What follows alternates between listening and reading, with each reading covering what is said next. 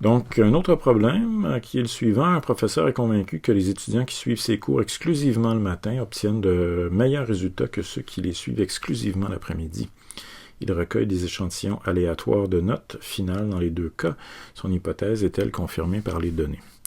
Donc ici, si on essaie de trouver nos variables là-dedans, mais on va probablement trouver qu'on a deux variables. Une première variable qui est une variable nominale, qui est qu'on pourrait appeler cours.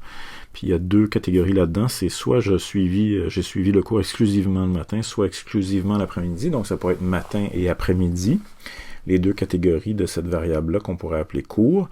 Et l'autre variable, c'est une variable cardinale qui est les notes finales dans les deux cas. Donc, on a ces deux variables-là. Dans ce cas-là, il faut se demander si est-ce que c'est la même population que je mesure deux fois ou est-ce que j'ai affaire ici à deux groupes différents qui sont mesurés selon le même critère. Puis là, ici, c'est ce cas-là, parce que on ne peut pas suivre exclusivement le cours le matin et exclusivement en même temps le cours l'après-midi. Donc, clairement, c'est deux groupes de personnes différentes. Ça fait que là, on parle dans ce cas-là de deux populations, une variable. Puis on va traiter notre cas au moyen de ce fichier-là ici d'analyse. La première étape pour moi, ça serait de formuler ici mon hypothèse en langage mathématique. Donc, on se souvient que dans ce cas-là, je vais avoir deux moyennes dans la population. Donc, celle qui est mentionnée, la première, ça va être mu1. Donc là, ça ici, ça va être la note moyenne des étudiants qui suivent le cours exclusivement le matin. Puis celle qui est mentionnée en deuxième, ça va être mu2. Donc là, ici, ça va être la moyenne des étudiants qui ont suivi le cours exclusivement en après-midi. Ma thèse, c'est que mu1, les gens qui suivent le cours le matin, ont des meilleurs résultats que ceux qui suivent le cours l'après-midi. Donc mu1 est plus grand que mu2 ou mu1 moins mu2 est plus grand que 0.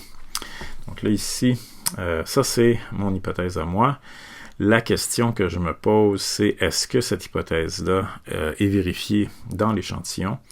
Si la réponse est oui, je vais me demander ensuite, est-ce qu'on peut généraliser ces résultats-là? Est-ce que ça se pourrait que l'hypothèse s'applique aussi à la population?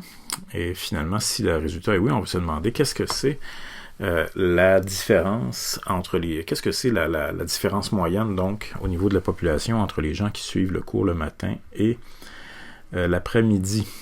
Donc là, ici, pour répondre à ces questions-là, je vais simplement aller, comme d'habitude, copier-coller mes valeurs dans le fichier Excel. Mais là, je dois faire attention parce que, regardez, ici, mes valeurs du matin sont inversées. Moi, ici, là, la convention dans la classe, c'est vraiment important parce que c'est sur cette base-là que je vais corriger vos projets. Donc, la chose qui est mentionnée en premier, ici, c'est les cours du matin. Donc, ça devrait être ça, mon mu1. Donc, moi, ici, dans la première colonne, je vais aller copier les notes des gens qui ont suivi le cours du matin. Donc là, pour faire ça, j'ai cliqué dans la première case. Je vais cliquer ailleurs pour désélectionner.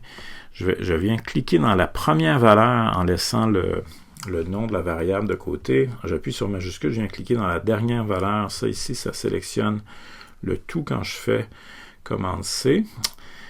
Sur le Mac, CTRL-C sur le PC, puis ensuite je vais venir parce que je veux conserver mes fonds blancs. J'aimerais bien mes fonds jaunes, j'aimerais bien conserver mes fonds jaunes, donc je vais faire mon paste values. Donc là, je fais la même chose pour mon mu2, qui est les notes de l'après-midi. Donc là, ici, j'ai les deux notes, puis je répète que ça ne dérange rien dans ce type d'analyse-là, que mes colonnes n'aient pas la même hauteur. Puis là, déjà, on voit que les éléments sont sortis. Donc, est-ce que mon hypothèse est vraie au niveau de l'échantillon? Donc, les valeurs qui équivalent au niveau de mon échantillon, donc, on a des statistiques au lieu des paramètres qui sont mu1 et mu2. Dans mon échantillon, on a plutôt x1 et x2 bar. Donc là, x1 bar, je devrais dire, et x2 bar. Puis là, ici, on s'attendait à ce que la différence entre les deux soit positive. C'est bien ça qu'on a trouvé. Donc là, ça va bien. Jusqu'à maintenant, je me dis, mon hypothèse est vérifiée dans l'échantillon. Prochaine étape, c'est est-ce qu'on peut généraliser l'hypothèse au niveau de la population.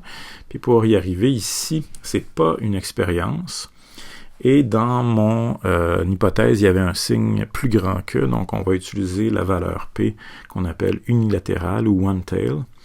Puis là ici, mon résultat est très largement supérieur à 0,05, donc je n'ai pas suffisamment de preuves pour rejeter l'hypothèse nulle.